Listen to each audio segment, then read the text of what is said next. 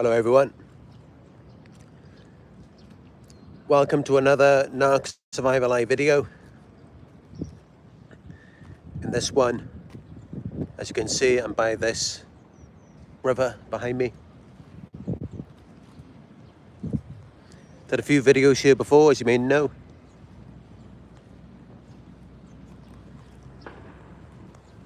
And on this boat it says Queen Victoria II. You may know was one of the queens of Britain, because at one point the British kind of took over a part of this this city here a few hundred years ago. But that's where we're like the British. I mean, we've colonized pretty much every part of the world.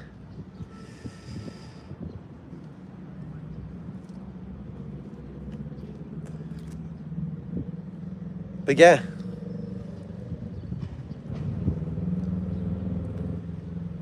got the city in the background here.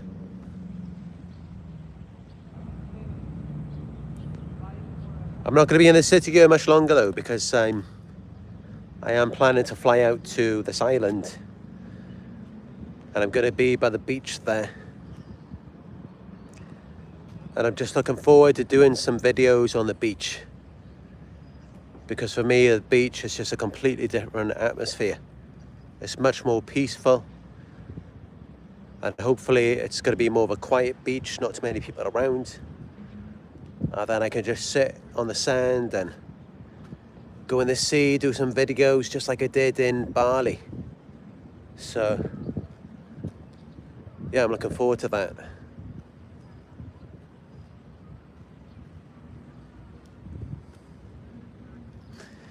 But yeah, in this one, let's talk about it. This is how you outsmart the narcissist. Because everything, when you're dealing with a narcissist, the whole aim of the game is to draw you in, suck you into another drama battle, because they're not self-sustaining. They're unable to preserve themselves because themselves is fake. They operate with a false self. So they've got to get your energy and attention. They've got to get you to validate them. They've got to get you to submit to them and be their subservient to where they have power over you. And you're just validating this illusion of their power and authority when there's actually no authority or power there. It exists solely in your imagination, but they make you believe that through coercing you, dominating you, putting you down, making you feel like wrong, even though they're not even giving you any facts or logic. There's no reasoning behind it. It's just their emotions. And they're using their emotions to make you back down, to make you submit to them, to make you validate their argument. And it's not even an argument, really. It's just their emotions. But they're getting you to go along with it. And this is why you're really wasting your time. No matter how confident you are, it doesn't matter. You could be the most confident person in the world, and you could be correct about everything that you're saying. You could be correct about all of it. You could be right at 100%. It could be true, it could be factual. You may be very confident about it. You may have all of the qualities, all of the skills, but none of that matters. Because we're talking about emotions here. We're not talking about logic, we're talking about fantasy. And you cannot fight logic with emotions. It's just not going to work.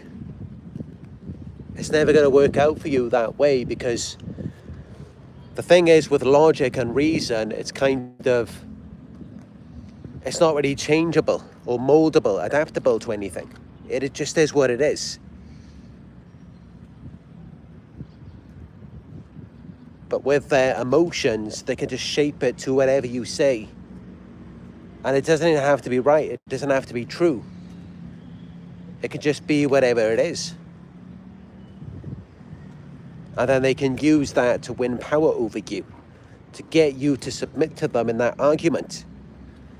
Doesn't mean that it's right, doesn't mean that it's true or real. But this is what they do, and this is why they're often so emotional. They suck you in with emotions, and you're never going to beat them in that, because they're very emotional. Their emotional needs were not fulfilled in childhood. And that's why when you get around them, it's all about emotions. There's no truth or logic to it. They don't care about the facts. None of that matters. And that's how you can be very confident that using their emotions, they will find ways to manipulate you, undermine you, make you lose confidence in yourself or in your views. And that's why it doesn't matter, even if you are 100% correct, even if you are a very confident, charismatic person, none of that matters with narcissists, because they don't care about being right. They don't care about what the truth is. All they care about is getting what they want. And what they want is to get you to submit to them. They want to get you to back down. They just want you to go along with their agenda. They want you to be subservient to them, so they're not going to care about the truth.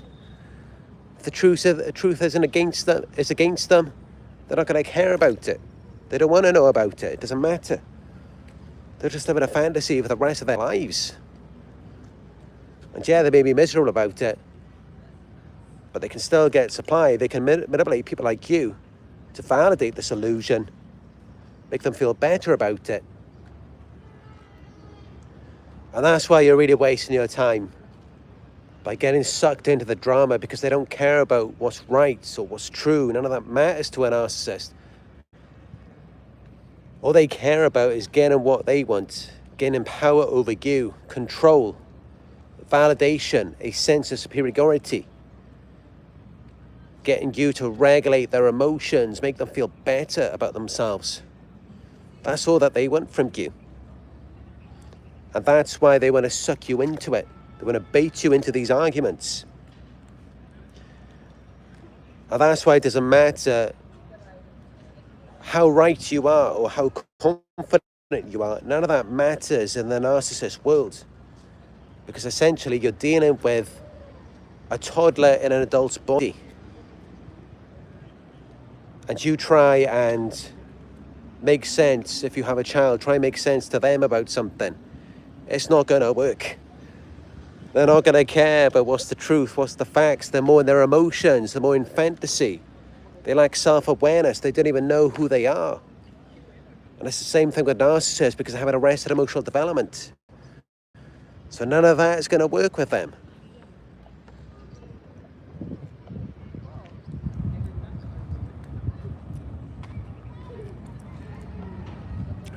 But what you got to understand with these narcissists is that they are trying to hide the real problem. They are trying to hide that something is seriously wrong with them. That is what they're trying to do. And once you realize this, you can then navigate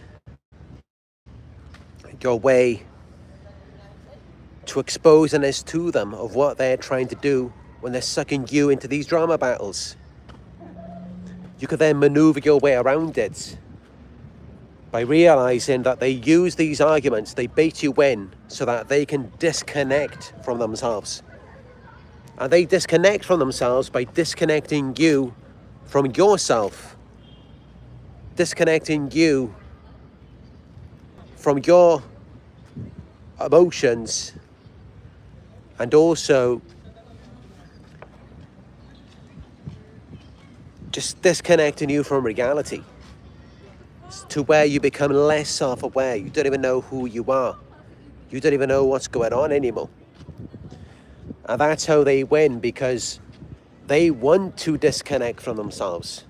That's why they want to be around you. That's why they want to bait you in as a form of escapism, fantasy, getting you to validate the shared fantasy. That's the whole point of it. They're not looking to bring everything into a logical, formal discussion. Two people just having a normal conversation. They don't want to do that. They want the fantasy. They just want their emotions regulated. They want to disconnect from themselves because they're so self-conscious. They're trying to run from the shame. And that's why their goal in any argument where someone is confronting them, holding them accountable, or where they feel like there's a threat of rejection, abandonment, or exposure, their goal is to get the other person to disconnect from themselves. Because that's the only way that they're going to win. Because if you're connected to yourself, your emotions, if you're thinking logically and rationally, then you're going to win. The truth always wins in the end. But temporarily, they can delay it. They can delay the inevitable by cutting you off from yourself, disconnecting you from yourself. That's how they do it. It's got to catch up with them in the end, of course. And the longer that they delay it, the more that it's really just going to explode when all is said and done. But they're just trying to hold it off temporarily, and that's really what they're doing by getting you to disconnect from yourself to the point where you don't know who you are. And that's why that's what they're trying to do when they're baiting you into an argument. So for you to outsmart the narcissist, you want to hold on to who you are. You want to hold on to yourself. You want to retain your self-awareness and that connection to your emotions. And of course, the best way for you to do that is first by recognizing what are they trying to do. Like, what is the goal of them disconnecting you from yourself and your emotions? They're doing that so that they can remain disconnected from themselves and their emotions. And they can just exist in this illusion, this fantasy, this make-believe world of their emotions, where their emotions can then have power over you, sway you, and get you to do what they want, get you to submit to them, get you to provide to them when you shouldn't be doing any of that for them. It's all your emotions. They manipulate your emotions. So realizing that, what you should do to outsmart them is realize, all right, for you to try and win this, you're trying to disconnect from yourself. You're trying to disconnect from your own emotions so that you can then manipulate my emotions and have power over me to get me to do what you want me to do. So to outsmart you, to outsmart the narcissist, you have to bring themselves back to themselves. So they're trying to run away from themselves. So you want to be a mirror reflection to them of who they are. You want to put that reflection right in front of themselves. Let them see themselves so that they can't disconnect. So they can't exist in this fantasy world where they have power over you, where they are this ultimate authority, where they could just get you to do whatever they want you to do because of their arrogance, superiority, and entitlement, which is all fantasy. It's delusional, it's make-believe. So when they're baiting you in, when they're arguing with you, get them to connect back to themselves, make them self-aware, make them self-conscious. And to do that, you have to stop disconnecting from reality, which is what they're trying to get you to do, and instead be aware of them, be conscious of what you're seeing from them. So point out to them,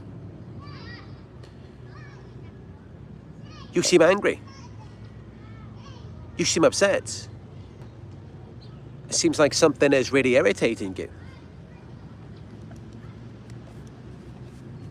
When you say that to the narcissist, when you point out their emotions,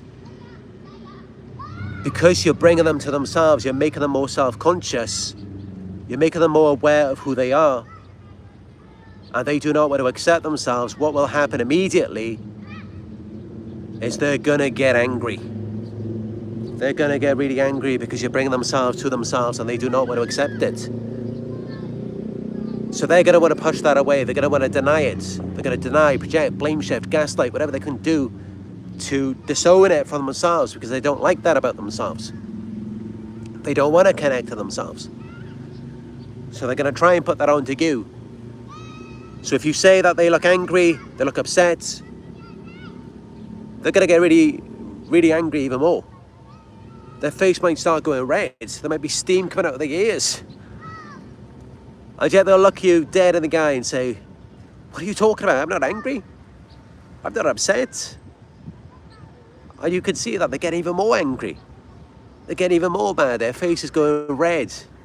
There's like steam coming out of their ears. But they just deny it. They might even just project it onto you. They might say, you're angry. You're selfish. You're just a horrible person. You're a psychopath, they'll say. Because they're trying to disconnect from themselves. They're feeling self-conscious and they do not want to own it. Because the reality is that, yes, they are angry. Yes, they are upset. And the reason why they're trying to disown these emotions and not accept them and just project it onto you is because they know it's not justified. They know that they have no right to be angry. They know that it's ridiculous. They know that they shouldn't be acting in that way. And that's why it's all emotion. That's why it's all fantasy. That's why there's no logical rationality to it. Because they already know that they're wrong. And that's how you really win the argument. You really outsmart them when you bring themselves back to themselves. When you just, instead of losing your consciousness, your awareness of what's really going on, you remain connected to yourself. You remain grounded in yourself. You remain calm. You remain stoic. And you just observe. You observe and not absorb. Respond, don't react. And you just point out what you're seeing from them. You just point out what is actually happening before your eyes. What they're doing. And they're trying to disconnect from it because they're doing these things, these behaviors, to achieve a certain result. They want to achieve that result without accepting that they are trying to achieve it themselves. And that it actually has nothing to do with you, and that they're trying to provoke you, they're trying to bait you into something so that they can label you, they can accuse you.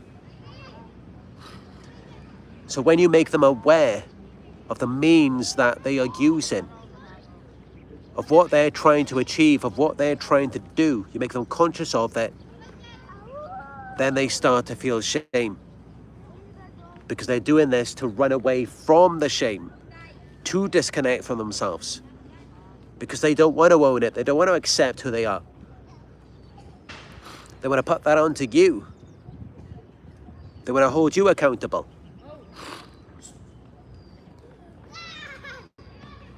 So you just got to make them aware of themselves.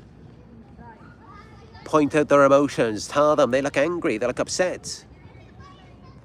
They're not going to admit it. They're not going to say that they're angry. They're not going to go deeper into it. Some narcissists may just say, yeah, I'm angry because of you. Because this is what you've done. But they're not going to talk about it deeper.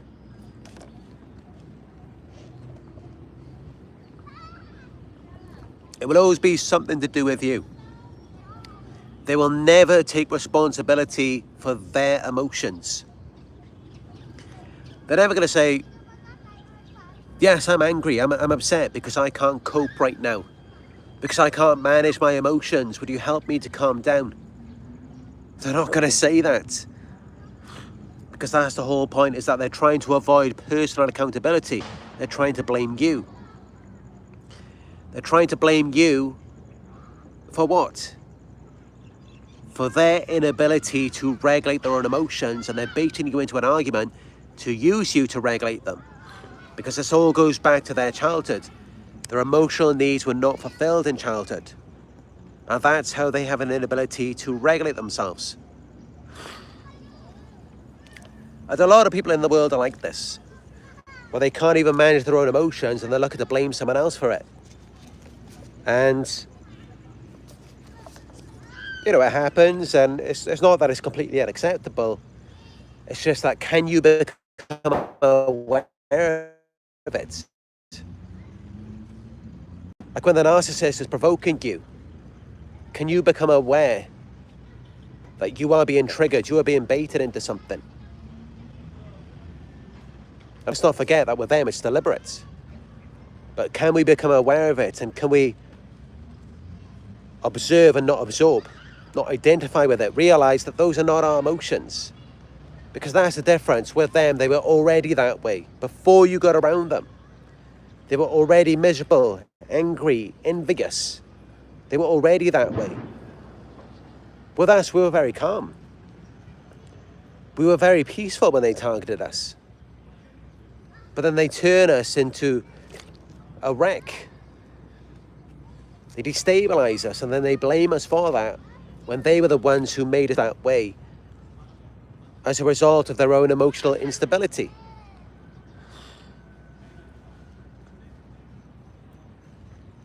And it's all because they just do not want to accept personal responsibility for their own thoughts, feelings, actions, and behaviors. And yet this is what we do. This is how we find these communities, because we accept it. That, all right, even though this was done to us, even though this was the result of someone else's actions, someone else's behaviors, it's our responsibility now. Now we have to do something about it. We have to heal ourselves, because no one else can heal us. But that's the difference between us and them. They're never going to do that. Accept that ability to heal, to regulate their own emotions. They're never going to accept that. Now that's really what a narcissist is. It's someone who's in denial, someone who cannot accept that it is their responsibility. And it's because they lack that. They don't ever want to be self-aware. They don't ever want to be self-conscious, and that is why they bait you into these arguments. That is why they do that.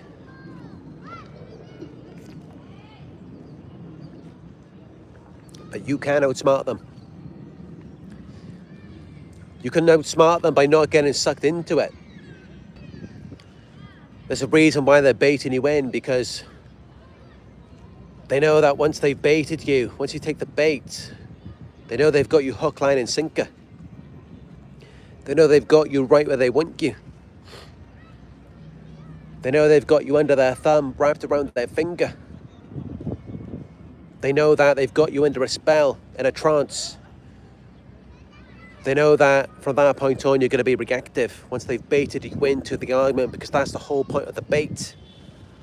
That's the whole point of it. It's just to get you worked up. It's just to entice you. It's just to get you emotional. It's just to make you reactive. Why is it to make you reactive? Because they have an inability to regulate their own emotions. That's why they want you to be reactive. It's never something where you're sitting down having a calm conversation and you say what you need to say. They say what they need to say. And then you just discuss it responsibly as two mature adults. It's never like that with them. It's all of this yelling and screaming, insults, name calling. That's always how they respond. And then they try and get you worked up. They try and get you to be defensive. And they're just very emotional. They're very sensitive. And yet, what do? They project it onto you. They say that you're very sensitive, or that you can't take a joke. They're projecting because that's what they're like. They are very sensitive people. And they're very sensitive because they've been running from themselves for a very long time. They've been denying themselves. And that's why they're so fragile, so insecure.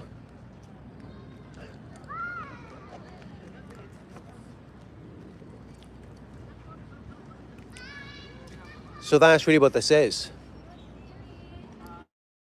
The root of this is that they do have an inability to regulate their own emotions. Their emotional needs were not fulfilled. And that's why they're seeking a caretaker. They want to be the child and they want you to be their parent. It's like how Sam Vaktin has mentioned in his dual mothership theory. It's like there's two mothers, and you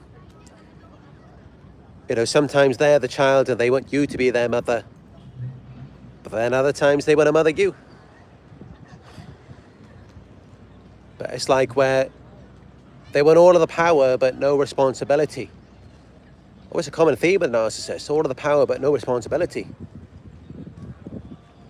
And they want you to have all of the responsibility but with no power. So pretty much what that means is they want to do whatever they want to do it, and never be held accountable for it. Whereas for you, they want you to be responsible for everything that goes wrong, while having no power to change it or to choose anything different. They want to put you in a helpless, powerless situation because that's the exact same thing they had to go through as a child. That's what it was like for them with their parent, when their emotional needs were not being fulfilled.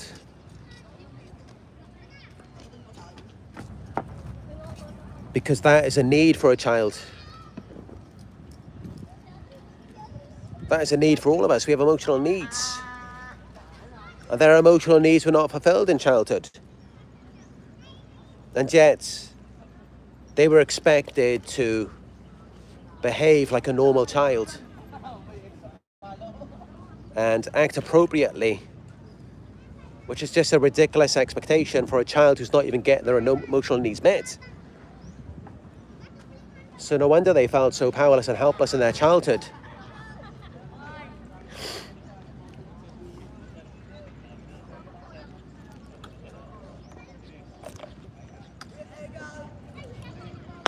And that's why now they want to put you in these types of situations, because that's the trauma from their childhood, where they felt powerless, they felt helpless. They felt like they were stuck in a double bind. There was a double standard. No winning. So now they want to put you through that. They want to put you into these situations. They want to bait you into something where no matter what you do, you cannot win. Where no matter what you do, you're never right, you're always wrong. Because that was their trauma in childhood. There was nothing that they could do.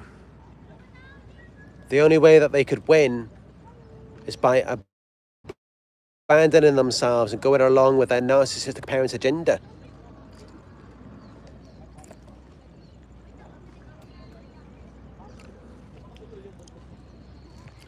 If you're finding this video helpful so far, give it a thumbs up. I know this is resonating with so many of you right now.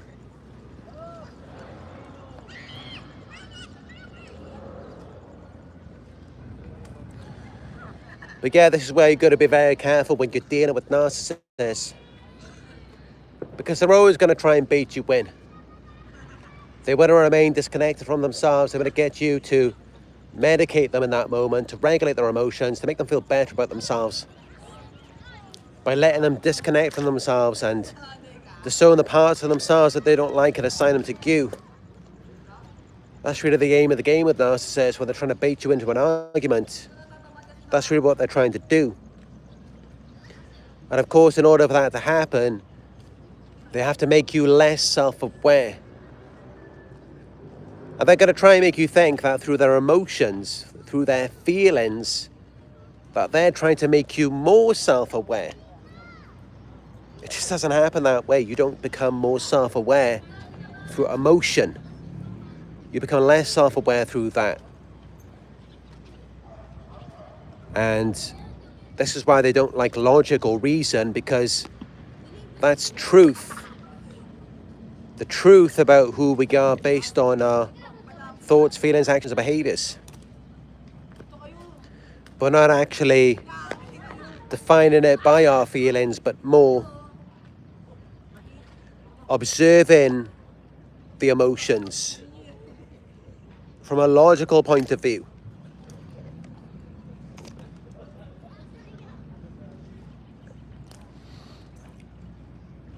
So that's why when you get in these arguments with them, you kind of just lose yourself. It's like you didn't even know what's happening. You didn't even know what's going on. And you just kind of forget what you even talked about by the end of it. It's like you weren't even really there. You were there, but you weren't really there. Because you weren't really there. You weren't really needed there. All they needed was a tool, an appliance to help them disconnect from themselves. Because they're constantly seeking escapism. They're trying to just not have to reflect on themselves.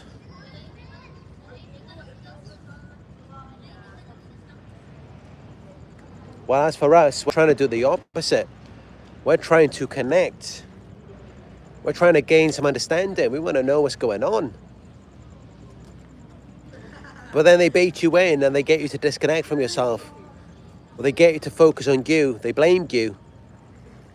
When actually, no, you should stay out of that. Stay out of the argument and instead observe, don't absorb, respond, don't react. Notice their emotions. Point it out to them. You look angry. You look upset. Why? What's going on? Is there something wrong? And of course, all they can do is just blame you for that, for their emotions. If they're able to become aware of it in that moment, they will put it on to you. They will make you responsible for their emotions. They will even provoke those emotions in you, so that they don't have to feel it, so that they don't have to be responsible for their own mind, their own body, their own feelings. They will make you responsible for that.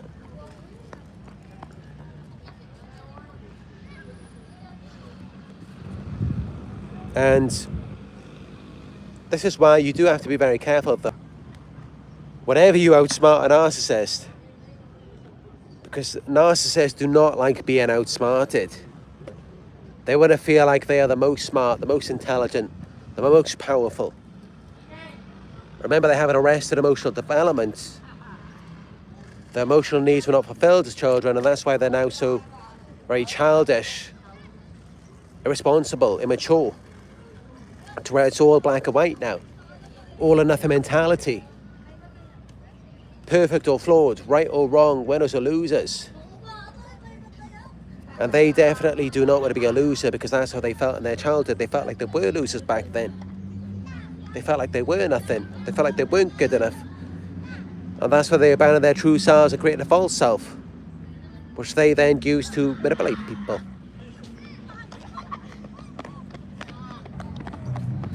So this is why now there's always this duality to everything. Everything's either just all or nothing, right or wrong, black and white, perfect or flawed, win or losing. It's a very childish, immature mindset, but this is where they're stuck at.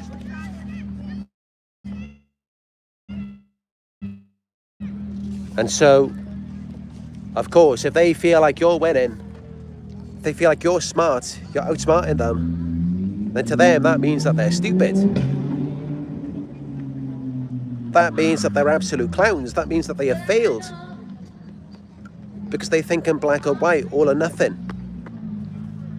So if you're something, that means they're nothing. If you're winning, that means they're losing. And that's how you know that yes, they have an arrested emotional development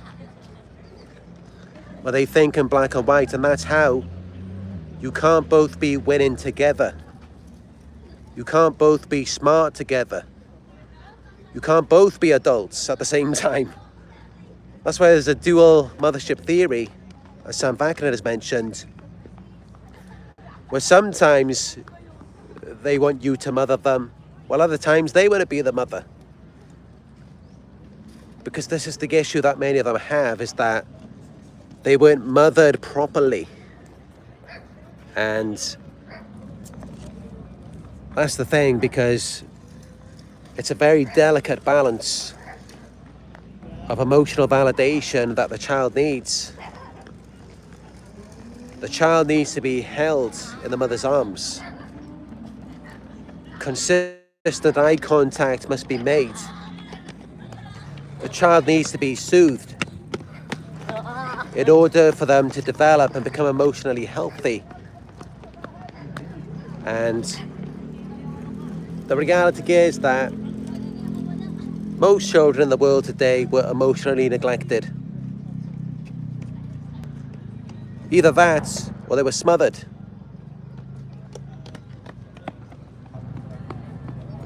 And they just didn't like it. But it can go different ways, because sometimes that way they could become emotionally unavailable, but also the other way as well, by being emotionally neglected.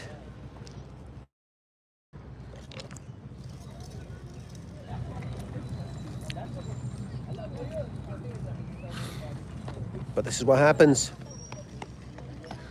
This is why they are the way that they are.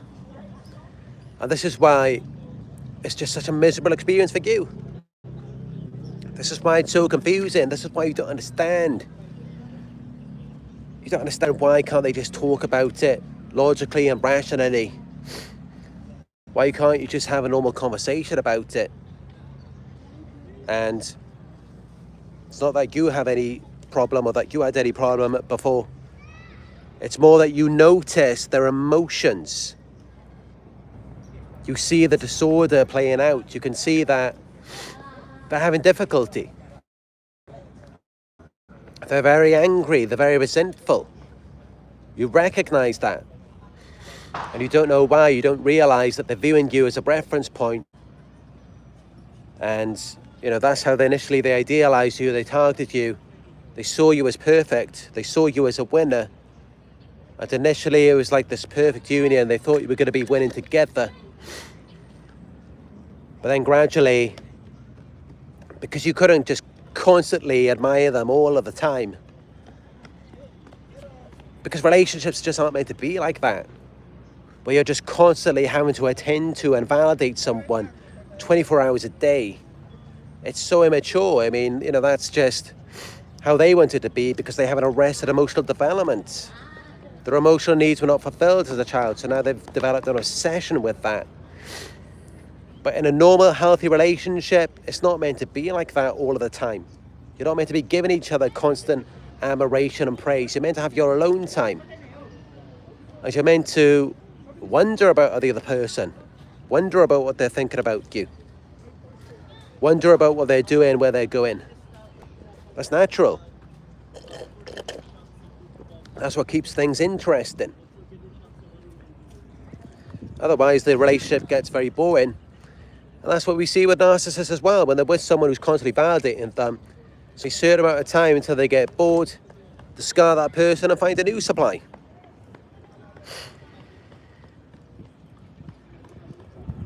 But then also, when you're not constantly validating them, then they end up devaluing you.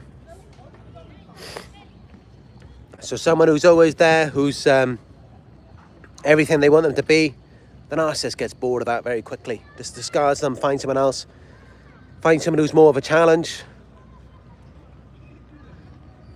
Find someone who's actually worth devaluing, because for a narcissist, you know, someone who is like their little dog who just does whatever they want, listens to whatever they say, that's no challenge for a narcissist. They just discard that type of person. They're not even worth devaluing, because they're just always there. So they typically don't like that as well. And of course, that's why they like to bait you into arguments. Especially if you were that type of person. You were just very kind, loving and easygoing. They don't want it to be that way. They want to have chaos, dysfunction, because of this disorder in their minds.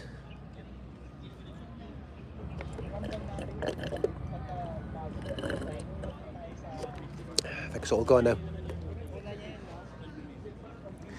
101 live viewers. If you find this helpful, give it a thumbs up down below. Thank you.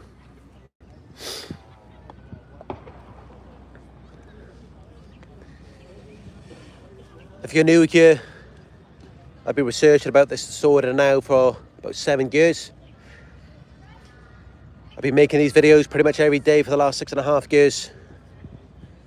I've got a lifetime of experience. I'm trying to understand and see themselves. I've been dealing with this for a very, and it'll take me a very long time to figure this out, because their experience, it wasn't like that for me. My experience was the opposite. Like in my childhood, it's not so much that I was neglected. I was later in life as a teenager. Definitely as a teenager, I was very neglected by my parents, by my family. But in my childhood, I was the golden child. And I was a narcissist, and many narcissists, not all. But yeah, that's how it was so confusing for me to try and understand it. Like, what is the need to make someone so reactive? What is the need to bait them in all the time and everything to be so emotional? Because I'm just more of a typical man. I mean, I'm just more stoic naturally. I'm just the kind of person who doesn't really say anything unnecessary. I'm not over emotional. I'm not over reactive, hypersensitive. And I'm just more calm, peaceful and relaxed, as you can see. But with narcissists, you know, it's really the opposite. They're so emotional, so sensitive, so reactive, and, you know, they're just looking for that in you. They need you to be that because, you know, that's what was missing in their childhood. And they need that dynamic. They want it. What they never had in their childhood. They want to make everything chaotic now. Because that's what they did have in their childhood, is a very chaotic, dysfunctional environment. Everything was just all over the place. There was so much drama. And it really reveals that now in their behavior today. You can see it. You can see why they act that way, because it's a reflection of their experience in their childhood with their family. And that's why it just brings them so much joy now. Because as for myself, I mean, my family was very toxic in my childhood, and I felt smothered and I just ran away from it. I didn't want to be around it, and that's why even to this day I just try to avoid drama. I just avoid conflict. I don't like it.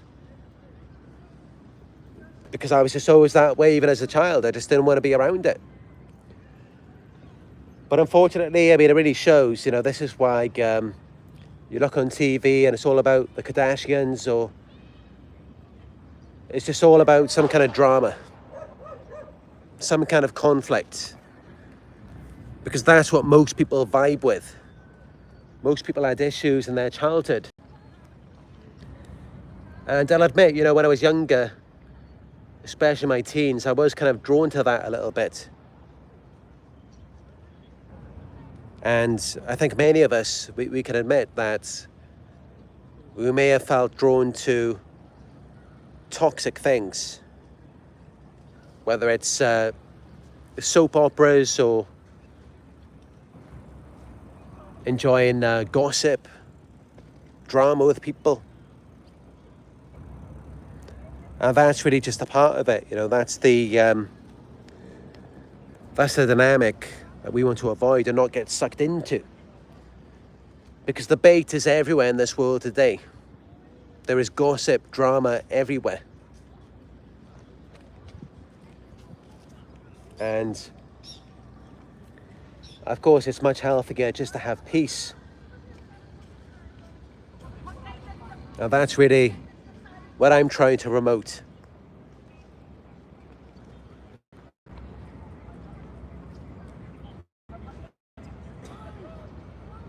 But unfortunately, you know, it's how it is that we do have to talk about it first. We do have to go into it. We have to go into what you couldn't understand at the time, what was irritating you, bothering you, upsetting you, what you were unable to process. We have to go into that, take you through it again, talk about it, relive the drama, and then bring you back to a state of peace. Because it was unresolved. You didn't process it at the time.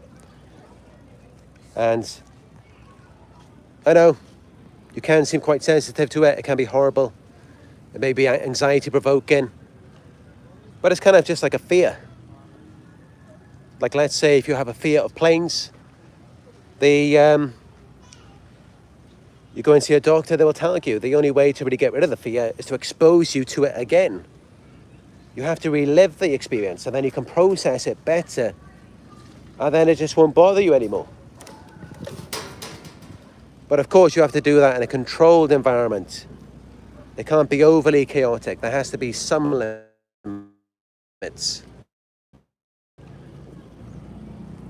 And that's really what we have here in my content, in my videos, where I talk about it, and I really just get you to relive the experience in this controlled environment, where there is no actual danger or threat to you this time. And that's why you may find that these videos are very healing. But yeah, they bait you in because it's a tool for them to do the thing that they like to do the most, is to deny themselves, disconnect from themselves. Because if you don't know by now about narcissists, the whole point is that they don't want anything to do with themselves. They want you to be them, and they want to be anything other than themselves. And they will be anything, whatever they think you're into, whatever they think you like, they'll just take that role on, and then they'll try and provoke you into being them.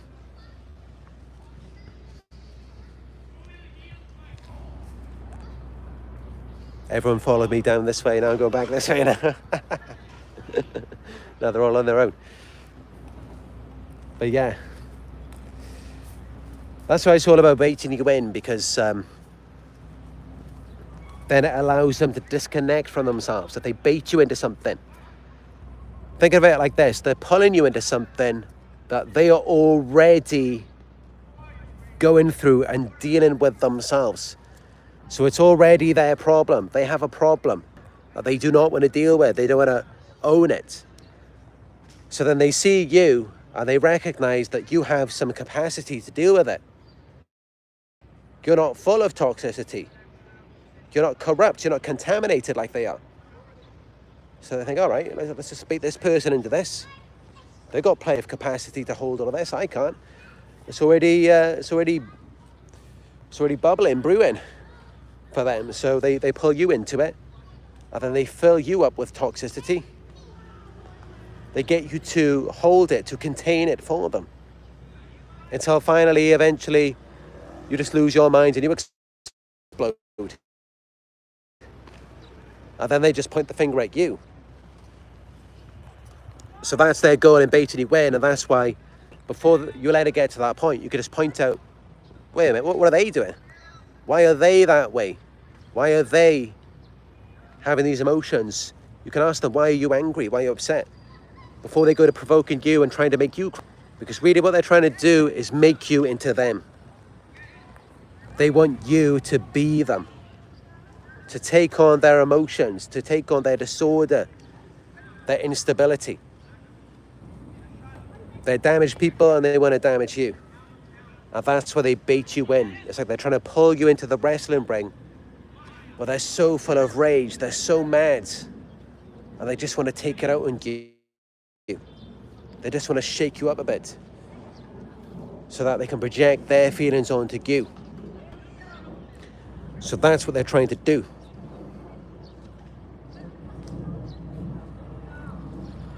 And yeah, you just got to bring them back to themselves. You just got to point out their emotions, the facts of the situation, hold on to that, stick to the facts, stick to the logic. If they get mad, if they start trying to provoke you, Just go to the no contact. You're just going to say, I'm not going to have this discussion. If you're going to be over emotional, if you're going to be angry, if you're going to be manipulative, I'm not going to discuss it with you when you're like this. You just have to say that.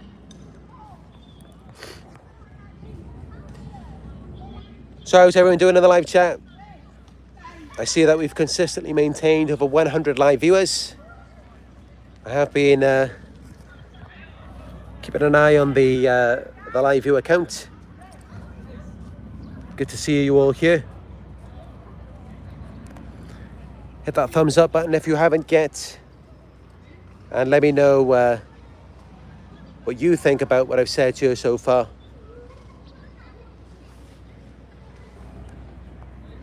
Have you got any questions on outsmarting the narcissist? Let me know. I will read them out and respond to them. Because I know what it's like. I mean, naturally, you may be such a peaceful, calm person, and you just don't like it being something else that you're not. And you may even say that to yourself. You may say, that's not me. I'm not normally over emotional. I'm not normally angry. You may recognize the difference. That's not even you. You never normally feel that way. So you may become aware of that. And, you know, that's the first step to it, is the awareness, because then you can distance yourself from it. So, yeah, let me know if you have any questions about outsmarting the narcissist.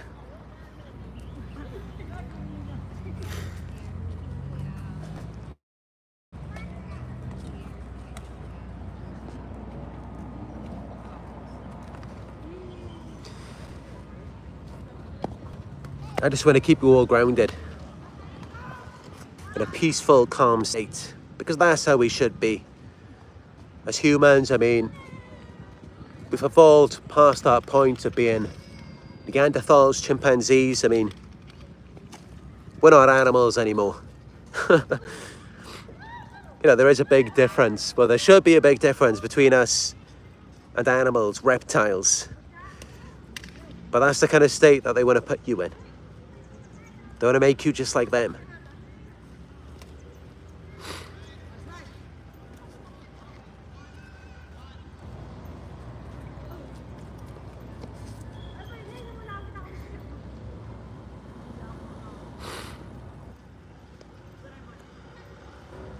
Scooty Puff Jr. says, let them believe what they want to believe. If they don't feel like they won, then that's their problem. I don't have to appease them. If you lose at something, then lose with a good attitude. Exactly. I mean, you know, not only they lose, but they're just sore losers. And they're in denial that they've lost. It's like, all right, at least accept that you lost, and that's your problem. But no, they can't even do that. They have to blame you. They just can't even accept it. They have to put it onto you. It always has to revolve around you. If ever there's something wrong, if ever there's something bad, it has to be your fault. But if ever there's something good, then it's always them. It's the black and white mentality. They're arrested emotional development.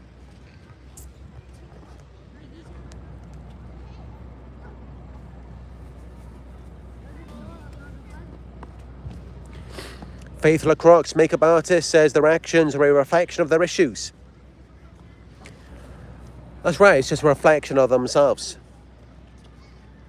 How they feel about you, how they treat you. That just says everything about them. It doesn't say everything about you. And that's why they didn't even care to you. They didn't even care about what you have to say, because it's nothing to do with you anyway. It's their problem, and they're trying to put their problem onto you.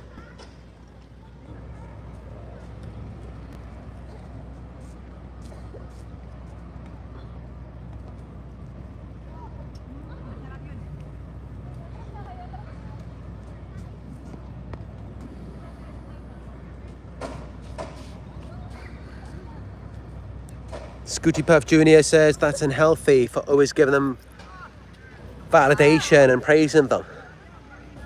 Yeah, it's very unhealthy because they haven't arrested emotional development. They haven't developed They haven't developed an identity, a sense of self,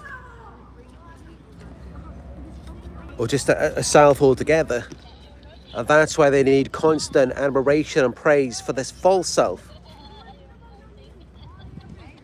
And they just can't live without it.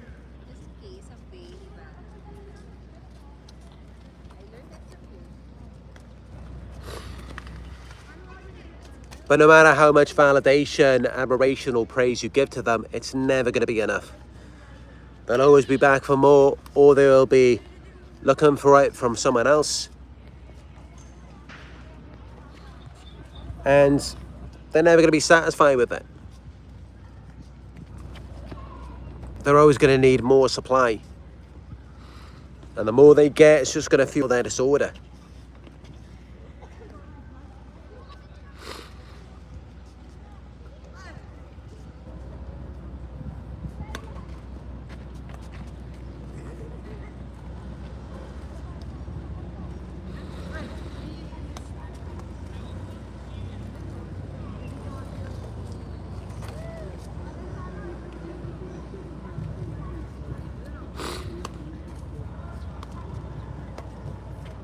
Hazel Oldham says, love this community you have created, Chris.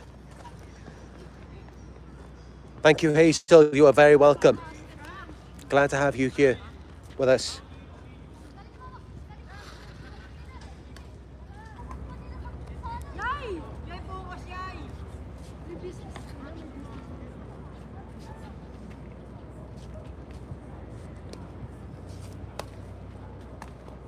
Kim H says they have a chokehold on you. And when you disappear for a moment, they have a meltdown. Even when they are the reason that you needed a break. Yes, because they lack self-awareness. They're not aware of what they're doing half the time. They're trying to disconnect from themselves and their emotions by putting them onto you and abusing you to regulate themselves. And they just feel like that's what they have to do. So many of them, they're not consciously thinking about it while they're doing it.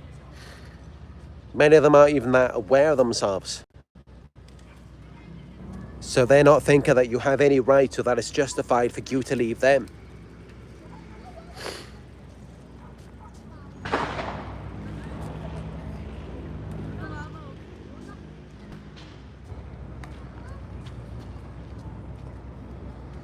Kim H says, relationship will fail because constant validation can't be maintained forever. That's right. I mean, there's no way something that insecure, such an anxious and insecure attachment cannot be maintained. It can't just be one person emotionally validating everything that isn't even real, that doesn't even exist. It's never going to last. The narcissist is going to get bored, or the supply is just going to burn out, or just leave.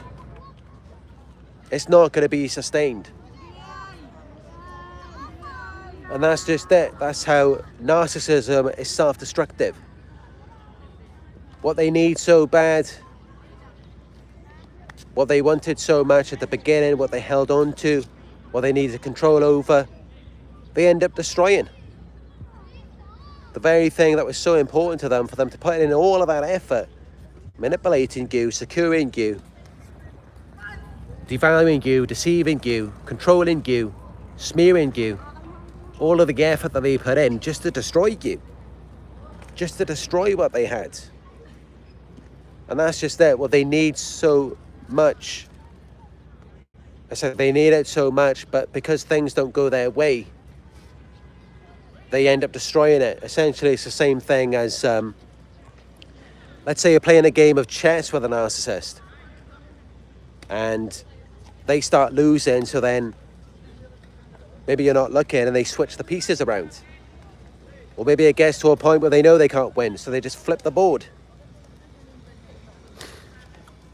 Or maybe you're playing PlayStation or Xbox with a narcissist and maybe you start winning and then they just start like pushing you or poking you to keep you off balance so that you can't focus on the game, so that you can't win.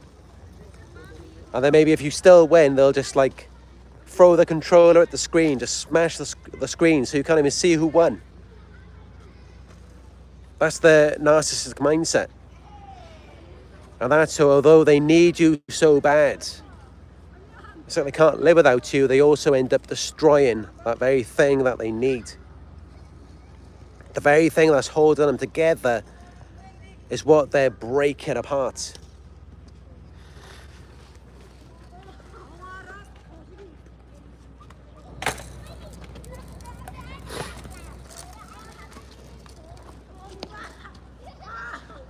I'm Electron. Says greetings from Queens, New York. Greetings to you. I'm Electron. Welcome to the live chat.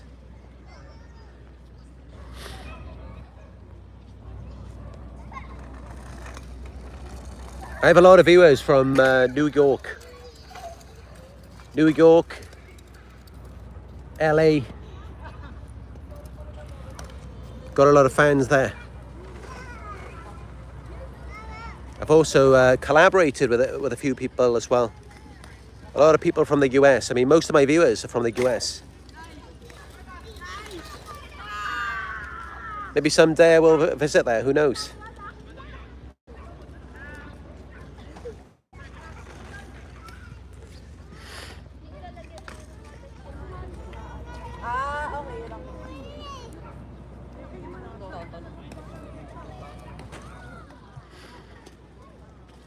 Thank you for the donation, Kim H. Appreciate it. Kim says hype. Yeah, we got all the hype on here. Hype it up. We're hyping it up. Geneva Cordoba says, why are they so impulsive, Chris? They've got an itch that they can't scratch. And that's why they're so impulsive. It's kind of like, you imagine you just got an itch that you've got to scratch it. You just can't control yourself, you've got to scratch it.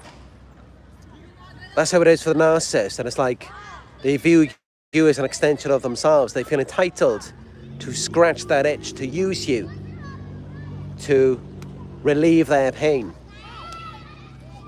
That's the mindset. That's how they process it, and that's why they feel so entitled to it.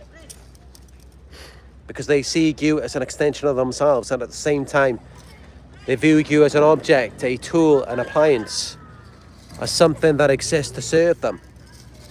They do not view you as a separate person with your own feelings and needs. If they did, then maybe they would be more respectful of your boundaries, but of course they're not, because they only care about themselves.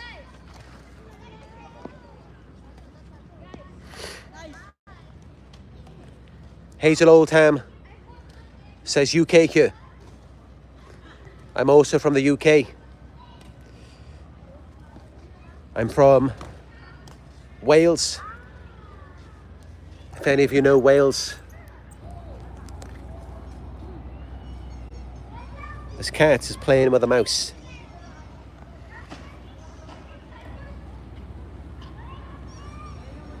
What's this? It's like Tom and Jerry. Oh, you may have seen that guy doing his, he does that arm flick. It's a common thing that everyone does here. You may notice on my other videos and on my Instagram. They always do that. And also they do it like that. I don't know what that's about. Maybe some of you can tell me.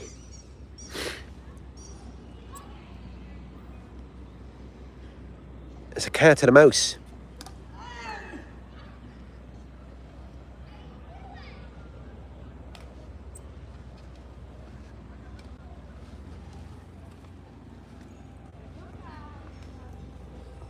Yes, he's chasing this little mouse.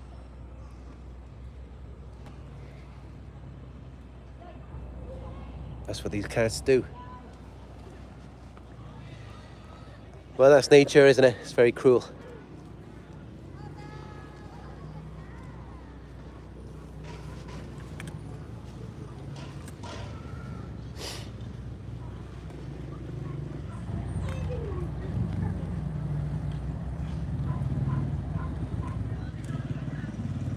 I'm electron.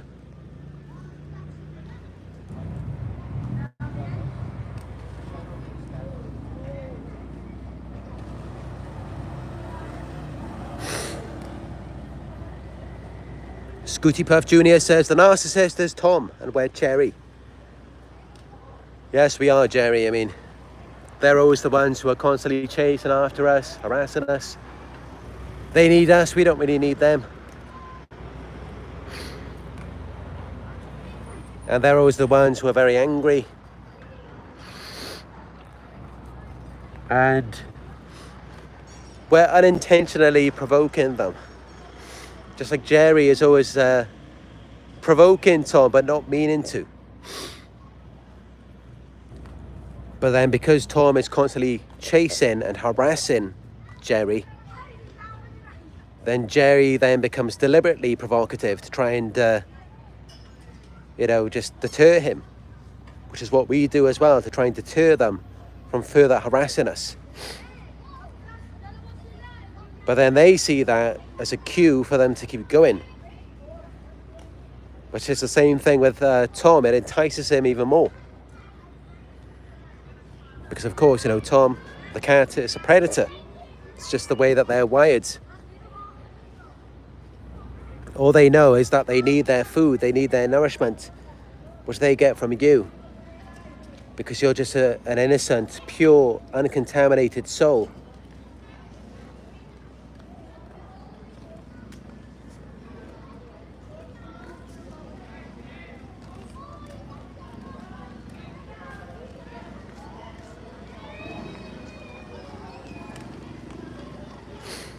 Godwin's Boom says it's crazy. They don't truly show appreciation for any supply they're given.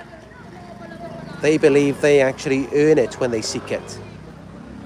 They get bored with the supply and don't value it because they didn't seek it. Yeah, they don't feel appreciation for any of it because they feel entitled to it. They're very arrogant. In their minds, they are the best thing since sliced bread. So they see it as though it's already theirs, as though you should just hand it over to them. They don't view anything as separate from them. Everything in this world is an extension of themselves. It's theirs for the taking. It should just be theirs. They just see it as though they inherently deserve it. And they feel like you don't deserve it. They feel like they have more of a right to it because they don't even see or think about the work that you put in to be who you are. They just look at the finished product and they feel envious of it, so they decide to take it. It's a really weird, creepy, hillbilly type of mindset. But this is how they think. I mean, it's more like a reptile than a human. There's no boundaries, no separation.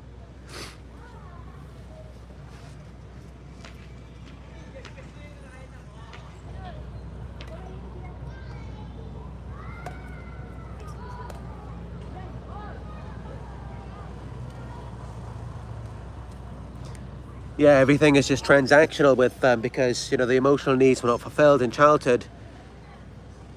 So it's all just transactional. There's no connection. Everything's just one-sided. It's just you're meant to help them and take care of them and just baby them because they're still babies in adult bodies.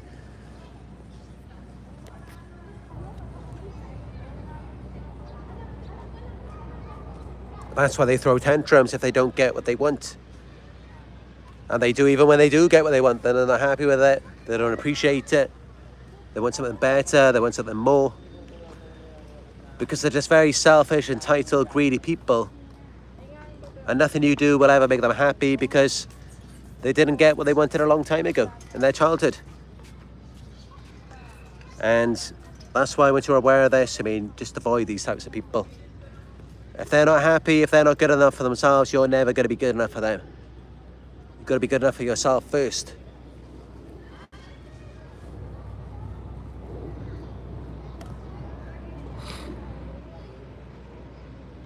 But yeah, the gratitude thing, what is the point, isn't it? That's what I used to think, is what's the point of doing anything? they clearly want you to do something, to help them, to contribute something to it. But it's like, what is the point if they're not going to be grateful anyway? And you realize at some point, the more you do, the less they're going to be happy with it. The better of a person you are for them, the more miserable they're going to be. That's what you will start to realize at some point. The better you are, the more you do, the worse that it gets, the less happy that they are. Because they can't be satisfied, and it just reminds them that even more. It just gets to a point where it's like, how more perfect you have to be. You're just doing everything for them. You're being everything that they need you to be. You're fulfilling everything, all of their needs. And they know they should be happy. They should be satisfied. And they're still not. And it just makes them so angry. It makes them realize that something is wrong with them. Because they know they should be happy by now. They know that. And that's why the better you are for them, the more you do for them, the more it just makes them mad.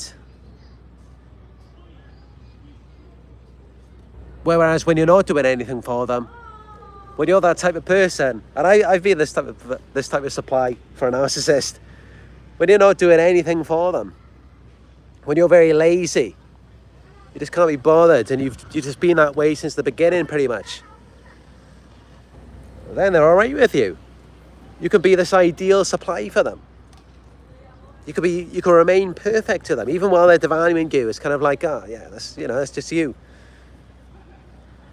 And then they're not so bad, even when you're not doing anything for them. And they may actually be the ones who are doing things for you. And they may seek out other sources of supply and take what they're getting from them and just provide that to you.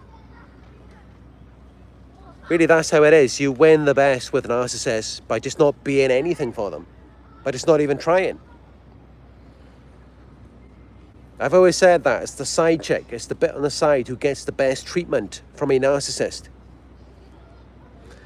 The ones who just don't really do anything for them, the ones who just have it easy. I mean, all they do, they just have the fun, they just have the sex, they just get the best parts of the relationship. While you got to do all of the hard work. You got to clean up the house, do the cooking, look after the kids. And all you get is just abuse when they get home from work. You don't get a thank you, you don't get any appreciation. That's just it. The better you try and be for them, the more you do, the less appreciation, the less gratitude you receive.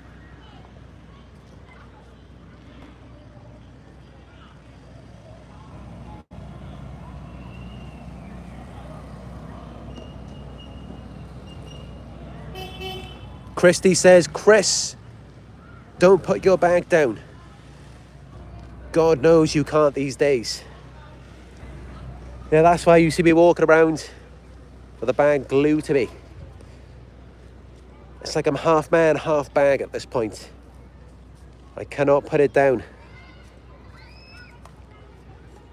Because as many of you may know, when I did that video, the last time I was outside at this fort, I just put the bag down just for maybe a minute. The bag was right in front of me as I was taking a selfie like this.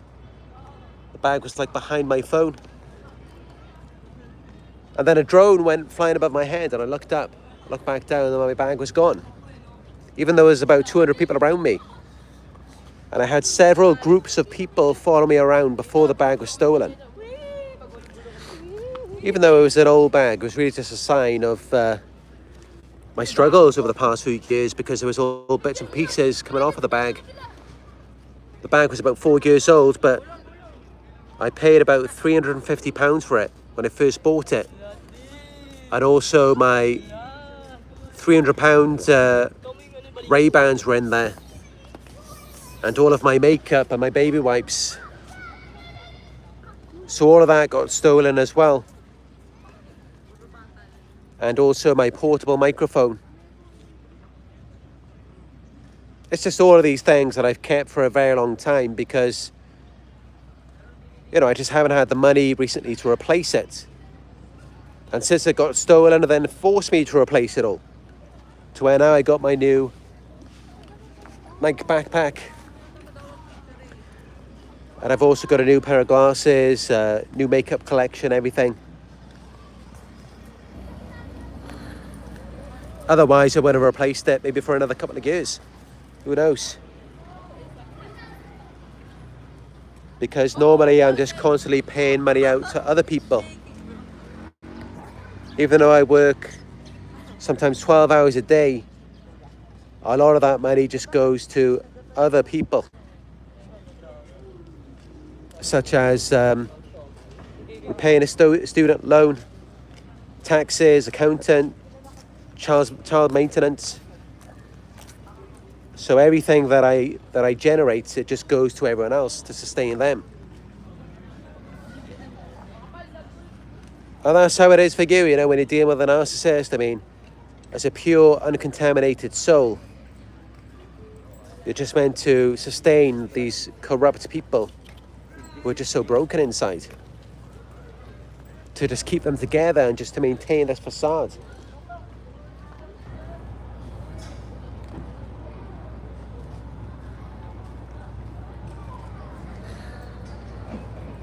And that's just how it is for them, you know, they're very hungry predators, constantly looking to feast because they just have this great big void inside of them. They cannot sustain themselves.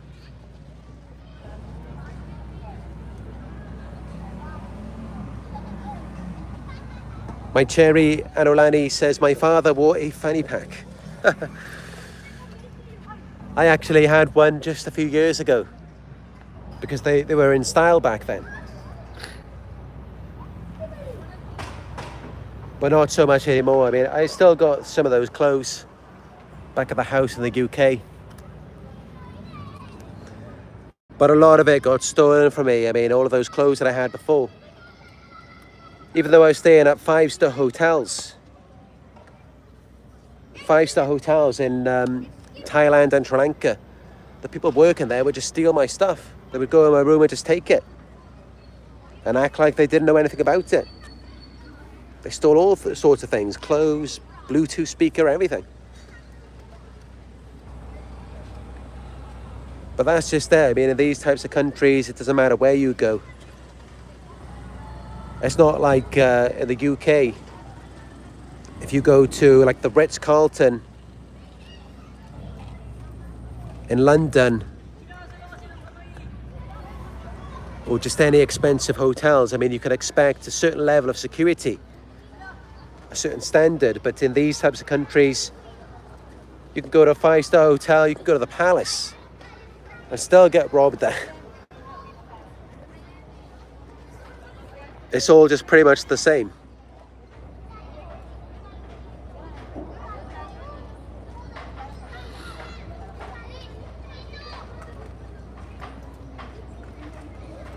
Farah Idris says, you look great and younger. Thank you, I appreciate it. I had a shave today. But I think I still look pretty masculine. I've always got a masculine edge to me, you know, even if I shave, and even when I don't have a buzz cut.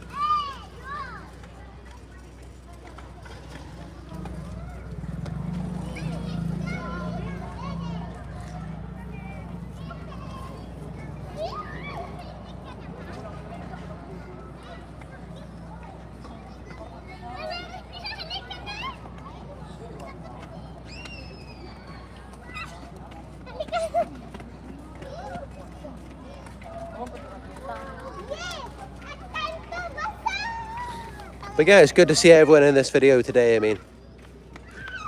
Because the last few videos weren't doing so well. Didn't have too many views in the last few videos. You know, and normally I would consistently get well over 100 live viewers throughout the entire live video. So I'm not sure what happened there. I feel like the YouTube algorithm has been playing up a bit. So, you know, hopefully things are going to improve now. But at this moment, you know, it's good to see we've got 112 live viewers in here. 80-minute video. It's good to see you all join in this discussion, because these are things that we should all be talking about. This is what's going on in the world, you know. Dealing with narcissists, we need to figure out how to outsmart them. And this is it. This is what you have to do. Observe, don't absorb. Bring themselves to themselves. Get them to reflect on themselves. That's the one thing they do not want to do. They don't want anything to do with themselves. They just want to run away from it and just play make-believe in this fantasy world.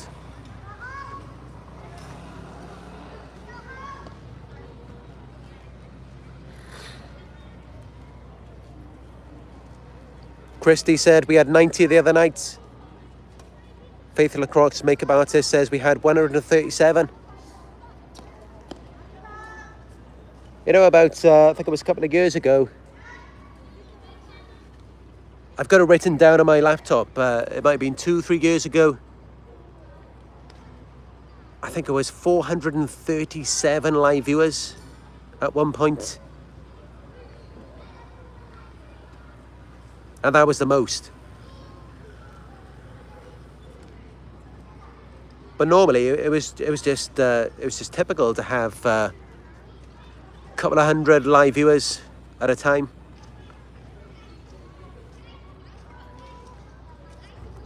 But I do have some ideas. I mean, it just hasn't been the right moment for me yet to really, you know, put this type of content out. But I've been holding on to something which, you know, it will get a lot of views. I do know that when I do put this content out. And, you know, it will involve more real life situations. So that's what I'm looking forward to doing. And I believe that will attract a lot more newer viewers. So I'm looking forward to introducing that type of content soon. I did one video already to do with more like social media. I might do more videos on that soon as well.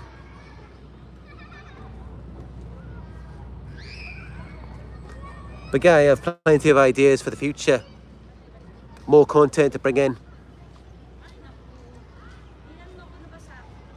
And the next thing is just I'm really looking forward to doing videos on the beach. Just away from everyone, because I actually don't like being around crowds. I mean, it's not something that I like or want, to be honest. But, you know, that's how a lot of people think. You know, when they see me, when they get around me, they think, oh, he wants us to be around him.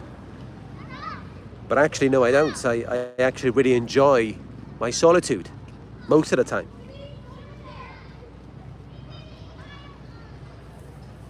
And when I'm just making these videos.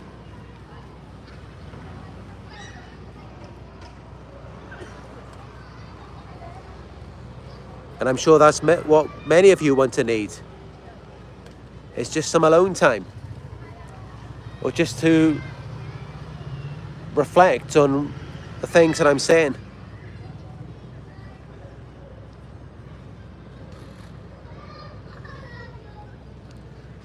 But yeah, I'm just sitting here. Got this little cat sitting here with me.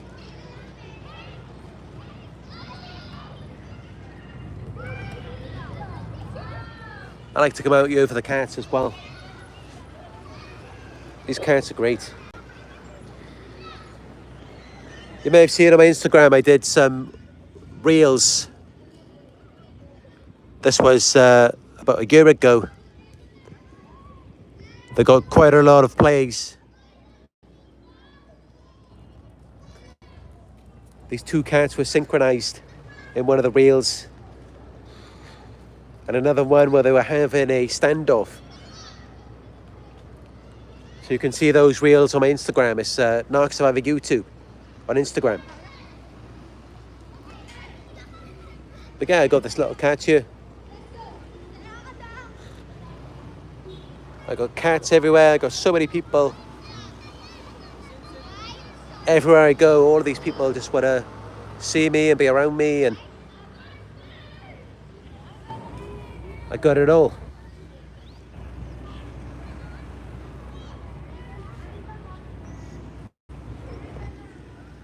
And I got all of you as well. I've got 121 live viewers on here right now. And yeah, I hope you all just enjoyed this message, enjoyed my company with you today. If you did, please show your support, give it a thumbs up. Let's get it out there so that more people will see it. If you haven't subscribed, hit subscribe. Click all notifications, that way you will be notified when I go live again. And let me know your thoughts down below in the comment section. I read your comments every day. Donations are greatly appreciated, no matter how small. You can donate to my PayPal. It's paypal.me/Narc Survivor.